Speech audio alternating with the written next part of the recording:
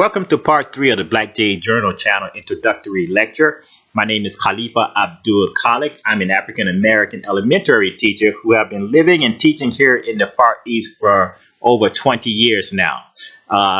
In this talk, I'm going to continue sharing with you guys my incredible and revealing experiences that I have had as a black man living here in the Far East. Before I get into this talk, though, go more into this talk, I'd like to uh, tell you guys about the link at the bottom. This is the link to my website, Black Jade Journal. This website goes more in depth and give you more details about the history of blacks in ancient and modern Asia. So please take the time to click the link below. Okay, so now let's go on and continue with our talk. Okay, now let's get started, y'all. Okay, like I said, one of the countries I lived in was Japan. One night rather, I was out at a club in Roppongi, Japan, Roppongi, Tokyo.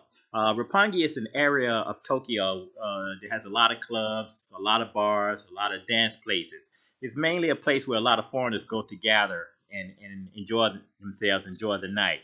Okay, any foreigners who've been to Tokyo will be aware of Roppongi. It's a big mecca gathering place for foreigners. But one night I was there. I was at a reggae club there in Roppongi, and the DJ was this Japanese guy who was playing some good reggae music. But I noticed something that was kind of annoying to me. While he was playing the music, he would play the music and periodically stop and then start speaking in Japanese to the audience.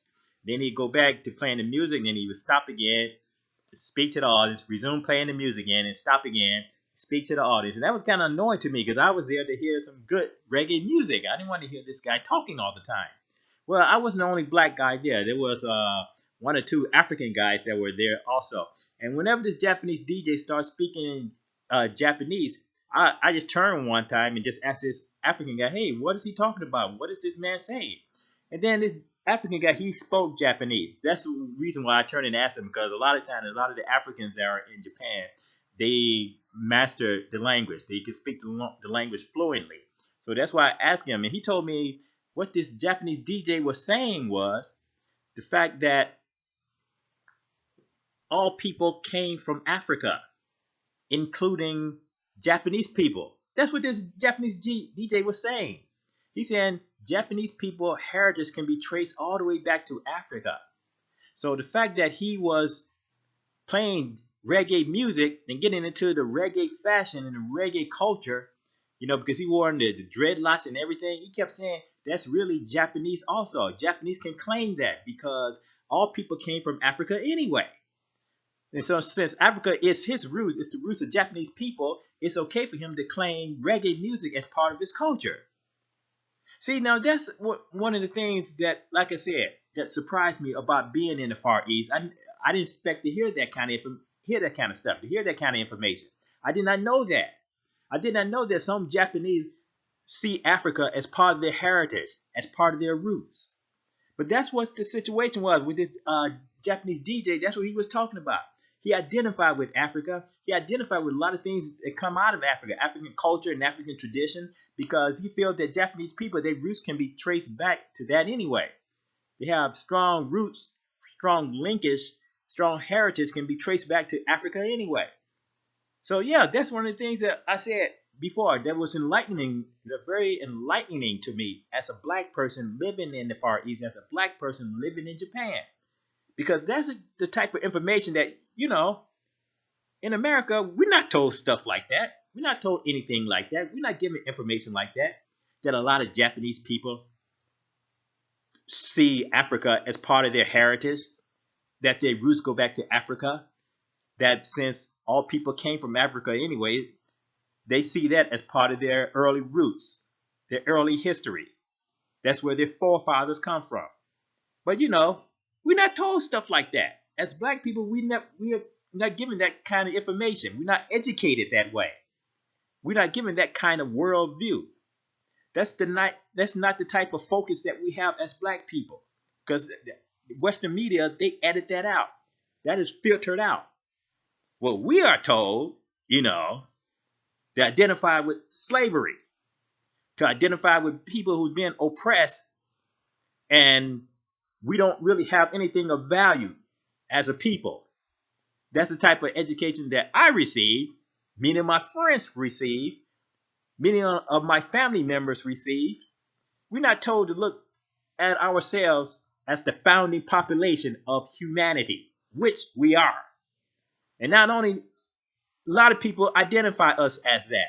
A lot of Japanese, Korean, Chinese, and other people around the world see us as the founding population, as the founding race of humanity, period.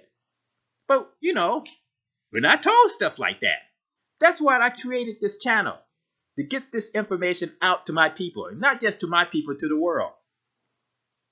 To acknowledge to those people who do see us that way, to let them know that we hear their voice. We acknowledge their voice. And we are in agreement with them. But, like I said, this is the type of information we're not told. Okay. Another thing that happened to me when I was in Japan, again, being there was extremely educational for me. I learned things that I know for a fact I would not have known, I would not have become aware of had I not left America and went to the Far East. In Shinjuku, Japan, I had to go to a job interview. Okay, for this one English school there. This school was a franchise. They had branches all over Japan. It was a very famous, a very well established English language franchise. Okay, so I went there for the interview. When I went there, I went to the central office in Shinjuku, Japan. When I went there, I discovered I wasn't the only one there. There were several other foreigners there who were interviewing for a job with that company. So I don't know, maybe about 12 of us. And, I wasn't the only black person there. There was another African American female there. There was a few Caucasian people there. There was some Indian people there. There was some Chinese people there. It was a lot of different races, a lot of different groups, a lot of ethnic groups were there for the interview. Okay, so while I was there was this one Chinese girl there who seemed extremely friendly. She was extremely happy, extremely jovial. And I noticed that, she was a very happy, talkative type of person. So, not just with her, with all the people there, we all became very good friends, because we all there were interviewing for the same job, for jobs at the company. So, we would talk, and just introduce ourselves and just have light talk, casual conversation with each other. Well, after the interview and everything, we all stepped outside the building. We started talking and chatting with each other, and some foreigners decided going to go eat lunch together and things like that. And well, I was standing in this one group just having light conversation with some of the other foreigners. One of the person that was in my group was this Chinese girl who was very happy, seemed very talkative, very friendly, And so while we were talking, she said to me, she not only to me, to other people in our group, she just said to all of us that she's a banana. And then I'm not sure what she meant by that. And the other foreigners too, they did not know what she mean by calling herself a banana. But since I was the only black person in the group, she turned to me and said, "You know what a banana is, don't you?" And I said, "Yeah, I know what it is." I nodded my head and said, "Yes, I know what that is." And then she asked me, "Well, okay, well, what is it?" And I said, "Well, it's a fruit, isn't it?" And then she just burst out, started laughing. And that's what I thought a banana was, a fruit, isn't it, y'all? That's the impression I had. Well, anyway, what she told me is that I don't know what it was, in Hong Kong. I think it was in Hong Kong. She said they have a slang for Chinese people who behave like a Caucasian. A Chinese person who behave white, they call that person a banana.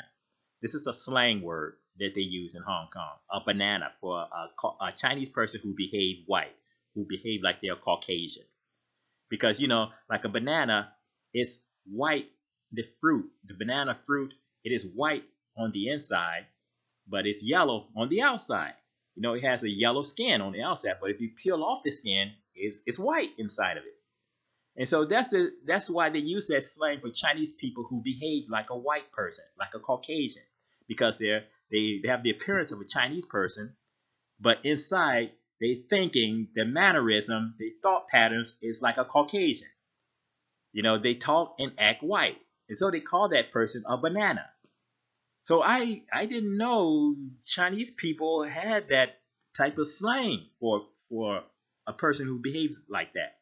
And for some of you who don't believe me, you can look this up. Google that word, a banana. Google this Chinese slang for a banana. When Chinese people call a person a banana, it's on Google, so you can get more information about that. So yeah, well, that's what she told me. Okay, so I was really, surprised. I mean, I never heard that before until she mentioned it. That's my the first time in my whole life I ever heard that. And then I told her, hey, black people have a similar slang as that. A black person who behaved white, I told her we call that person an Oreo. You all know what an Oreo cookie is.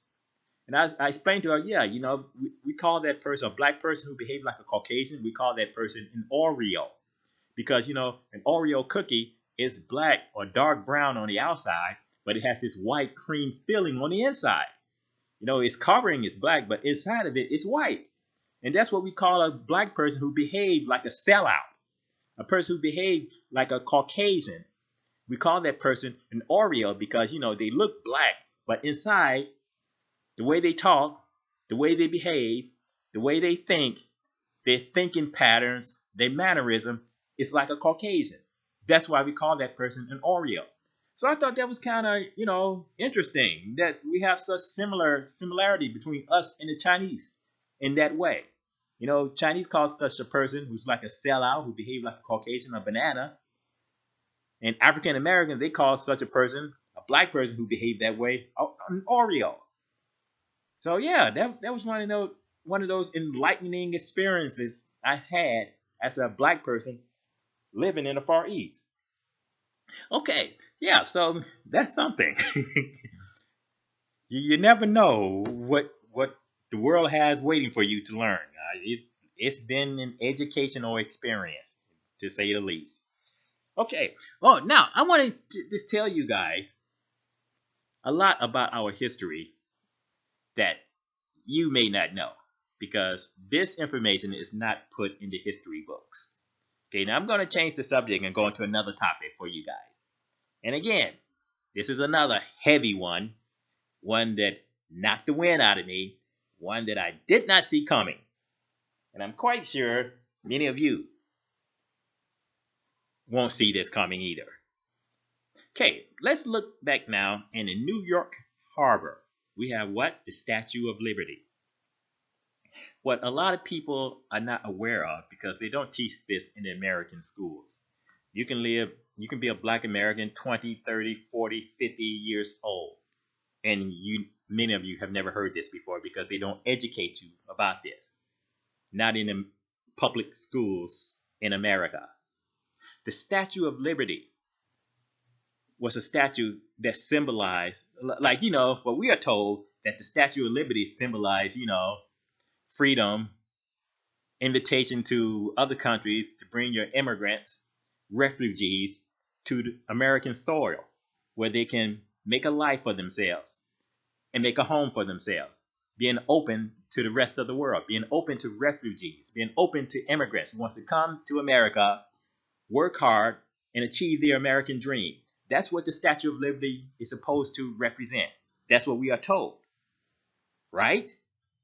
What a lot of you may not know, the fact that the Statue of Liberty represented and still represents the end of slavery, of black servitude in America. That's what that statue represents.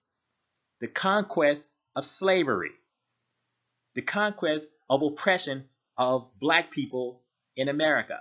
Black people overcoming that situation. That statue was given to us by the French. And when they carved that statue, it was carved from a model of a black woman.